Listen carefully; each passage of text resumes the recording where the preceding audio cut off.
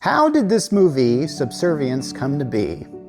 Well, the short answer is I think somebody saw the film Megan from last year and basically said, hey, you know what? Megan Fox exists. Let's make her into a robot and make that robot grown up. I think that is how this movie is born. And I would be willing to bet you that's how this movie was at least pitched. And yeah, this I feel like now to say that Subservience is some sort of spiritual sequel to Megan would be an insult to Megan. I've actually talked about Megan for like an hour on my show once, and you can watch that review on my YouTube channel. Like and subscribe to that, by the way. I could use the help. And Subservience is essentially, this has some really good ideas in it, but it goes off the rails and not in a good way, because unfortunately you could see that those rails were frayed from a distance. So in other words, you're just sort of waiting for the train to come off the tracks. And yeah. All right, so let's talk about the setup. Now, the way this film sets up its world, I guess it takes place, I don't know, somewhat in the future. They didn't really go out of their... I think there is a scene where they kind of show a cityscape that looks very futuristic, but considering a lot of the cityscapes we've seen today, that's not really difficult to say, is it? I mean, if you go to some of the cities that are in the, some Asian cities, and even if you go to, if you go to Dubai or something like that, you're going to see a lot of really cool looking buildings and stuff like that. Stuff that feel like more from Star Wars or science fiction movies rather than from, our skyscrapers. Anyway, so I just kind of feel like but here's the thing, it's trying to be a bit more grounded like that. And I kind of like the idea that they're trying to do with this, because here's the thing about robots. I'm going to CES here in a few weeks. Every CES, I see that somebody has built a humanoid robot, and I think recently at one of Elon Musk's little soirees, he brought out some remote control robots. They were remotely controlled, but he was basically trying to get the public used to the idea. It's like, hey, these are robots. This is going to be our future. And of course, I think we all kind of understand this idea where it's like, geez, I mean, where our economy is based on the amount of jobs we have, and if we have robots taking our jobs, that's going to be a bad thing, right? And this is what the movie is really trying to capitalize on, this kind of fear that we have. The basic plot of this movie is that there's a main character, and he has a daughter and I believe a baby, and the wife gets very sick and is in the hospital. It's not even known if she's going to make it, and it's looking pretty touch and go. So the guy buys one of these robot maids. Yeah, because apparently in the future apparently in this particular world, because it's not very clear. I mean, this isn't one of those movies that goes out of its way to just be future-y, and I'm kind of glad that it doesn't do that. This isn't, say, Bicentennial Man or something. But yeah, there's... So he buys a robot maid that looks like Megan Fox. And I'm assuming that this is like a model, right? I just realized that.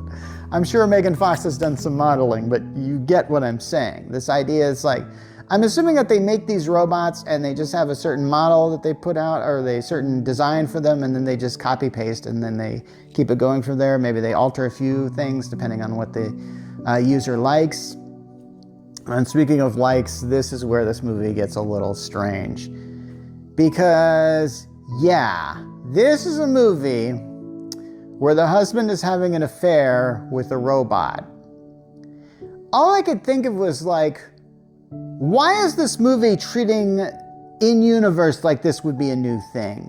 Because I'm going like, you can't tell me that you have these humanoid-like robots that you've dumped on society that are now part of your society, and you can't tell me that people just wouldn't buy it to have a hooker around the house, to have a robo-hooker. You can't tell me that. Not only that, here's the thing. They gave the robot Megan Fox a vagina. okay, that's a thing that this robot has. And to me, I'm kind of going like, all right, you could just easily not give those parts. You could have like, I don't know, have some sort of checklist, and it's like, okay, so yeah. Let's see, I'm gonna take off the vagina mode because I don't wanna be, and here's the thing, the robot actually tempts the main character to have sex with it. I'm just going like, okay, this is just like, now, here's the thing. We've all seen this robot gone mad sort of thing here before. I mean, it was done in Megan, but imagine it being a bit more, seductive, and you've essentially got the plot of Subservience. And I'm kind of going like, I mean, seriously, I feel like this would be an issue brought up. I feel like that you would see constant news programs about, is it ethical to have sex with robots since we have robots that can do sex now? And I actually think like we have like dummies or something like that, you know, these sex toy dolls or something like that you can do this with already. So this is just more of an advanced one already. I feel like people would be talking about this. Like, I feel like this world kind of isn't that well developed for the concept that you're giving this. But there are some things that I actually thought were kind of interesting, that I think that maybe this film is smarter than I thought it was, because it's definitely showing how a post-human world can creep up on you.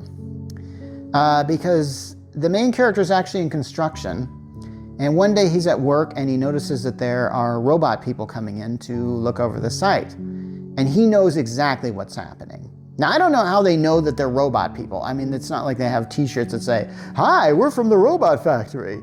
I mean, but I think you know how rumor works. Just one thing leads to another like that. So a lot of jobs are being replaced with robots, and you can kind of tell because the robots don't really act, they have this kind of almost kind of distant look to them, and they kind of don't really express any emotions, but they do they smile, and they are designed to basically be helpers for humans. So naturally this guy's construction thing is replaced by all these robots. And as a result, his workers are now like out of jobs. So they have to essentially, there's a scene where they actually sabotage the robots, which I think would probably happen. I think there would be a lot more uprisings like this, given this typical scenario. And but this film does not have the budget to really show something like that. So I thought that, yeah, I feel like this film wants to be bigger than it actually is. But so yeah, and unfortunately, there's a scene. Okay, I think you can tell where this is going. The robot goes mad. The Megan Fox robot eventually starts killing this guy's friends who are sabotaging robots, just like Megan. This film is pretty much Megan with Megan. See what I did there? Now, here's the funny thing. This guy's wife actually gets better, thanks to some help of some surgical robots, who, by the way, don't have mouths. Yeah. And I kind of thought, oh, that's an interesting idea. That they just kind of remove their mouths so they're, I don't know, less contaminated, but they're robots. Do they get diseases? Because they actually show the surgery being performed by robots who don't have any mouths. And I'm going like, well, if you've got an option of a robot without a mouth, just make a robot without a vagina. Yeah, I know, I'm not letting that one go. So by the time we get to the end of the film, the Alice, that's what the little girl called this robot, starts coming after the family, and its face gets all messed up like Arnold Schwarzenegger's Terminator, which I really feel like, would you stop doing movies where you have a humanoid robot and its face gets all half metal, half flesh? Would you just stop doing that? That's not as effective as you think it is. And yeah, there's this whole thing. And I'm just going to get to spoiler because you know how this film's going to end. They're going to think the robot's dead, but right before the credits, there's going to be a little light that comes on, and it turns out, oh, the evil lives on. So I guess there's going to be, I don't know, Subservience 2 or something like that. If they want to develop this world a little more, I think they could. They could actually make a good sequel to this film. But maybe just stay away from the Megan Fox angle if you want. In other words, yeah, get the Megan out of this film.